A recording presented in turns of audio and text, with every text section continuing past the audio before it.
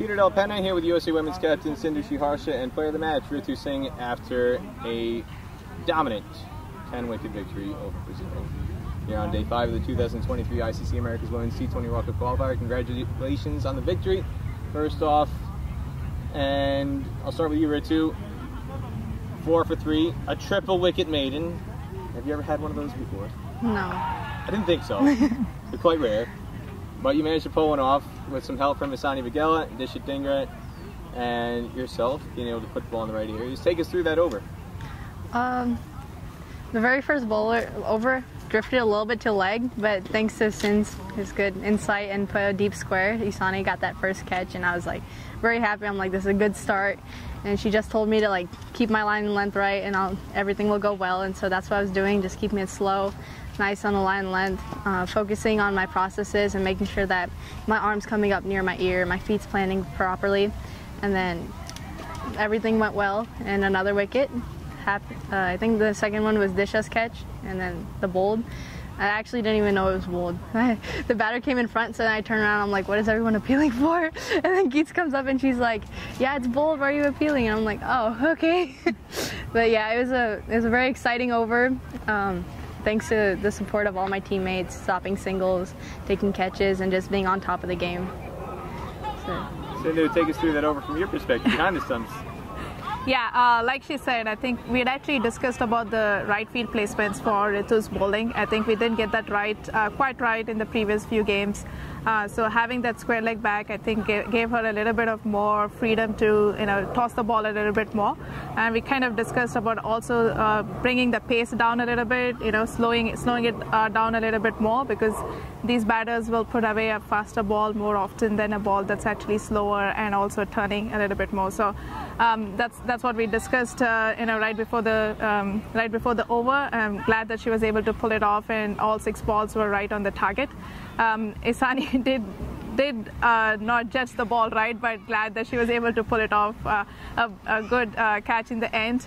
That's something that we've talked a little bit more as a team together as well, in the boundaries, to go for the catches first, and they have the full backing and the support. If the ball passes through them while they're trying for a catch, is completely acceptable.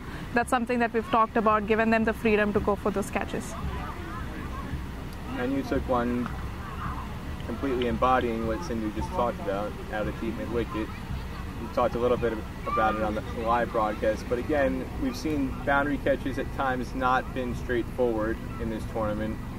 You took what might be one of the best catches I've ever seen at women's level last year in the UAE. This one, maybe about a 7 on a scale of 1 to 10 compared to that one. That was a 10 out of 10, but this one was still pretty good. Just again, take us through your perspective. When that ball is in the air, you're out there expecting a slog out to deep mid-wicket, so you're there just for that shot. You know what to expect. You're preparing yourself before the ball is delivered, but then when it is delivered and you see it come off the bat, what goes through your mind? Are you even thinking? Do you have a clean slate in your mind as you're going for that catch and it's just instinctive? Or do you have a process in your mind as you're approaching it to make sure you're comfortable to get to the ball and complete that catch? Right off the bat, first I judge if it's too high, if it's coming in, if it's like flowing out. But most of the time it's just instinctive, and I just like see the ball and I just sprint to it. But it takes a lot of practice. I did practice fielding a lot over the past couple months, and Missouri is quite windy sometimes, so I'm used to like judging the wind right immediately, and so I just like sprinted around behind it, and then luckily it carried to me like I was expecting it to, because the wind's going this way. And it was a little bit farther than I expected, but luckily both my hands got to it, and it was a clean catch on my shoulder. Sindhu, at times we see Ritu very intense on the field. She's smiling now. She's got a wonderful smile, but she hides it. It's hard to make it come out, but seeing her smile, the wickets, everybody, the teammates crowding around her, the joy on the field spreading from all the players to Ritu. As a captain and as a veteran player, seeing the joy and the energy that these teenagers bring to the team, when you see moments like that in the field, what goes through your mind? It's amazing. I'm actually quite intense on the field as well. The girls know it. They ignore my face at sometimes. I've already told them don't look at my face because I'm constantly thinking, and just glad that these girls are able to enjoy the moment. not something that I have picked up throughout my career. It's not something that I don't very often smile or laugh on the pitch, but I need to learn from these kids. I think they really know the fun factor. Something that we discussed when we came together as a team during the first team bonding session, that we discussed what are the few things that we wanted to focus on. 3 things that came out on that was being disciplined, being brave, and having fun. So we were ticking off the brave part of it throughout this tournament. We've gone out there, try to be brave as much as possible in our battings and in our bowling. Discipline was something that has been missing a little bit in our bowling sometimes when we're pitching the ball too short, but glad that that came off today as well. Fun part is something that we have to remind each other. I know it gets a little bit harder when the competitive level is at this level and it's high intensity. It's hard to get the fun factor into it, but that's something that collectively as a team we need to keep working harder.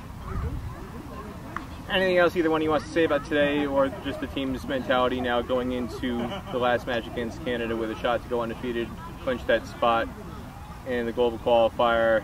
There's a couple different permutations you can do to get it. A win would make it easiest of all, but technically speaking you could still lose by a relatively decent margin and still finish on top on the tiebreaker. So just after today, your thoughts on the state of affairs heading into the last match today? Yeah, we came out wanting to be 6-0, and that's what we're going for. We're not looking into the net run rate or what's those combinations or permutations or combinations on those things. Want to go out there. We have been the dominant team throughout this tournament. We want to end on a high. Having said that, it's also important to just focus on our processes, something that we've always talked about as a team together. Work as a team together, support each other, and come out as a winning team tomorrow. Go USA. All right, there you have it. Sindhu Sriharsha and Ritu Singh, congratulations again. Thank you. Yeah.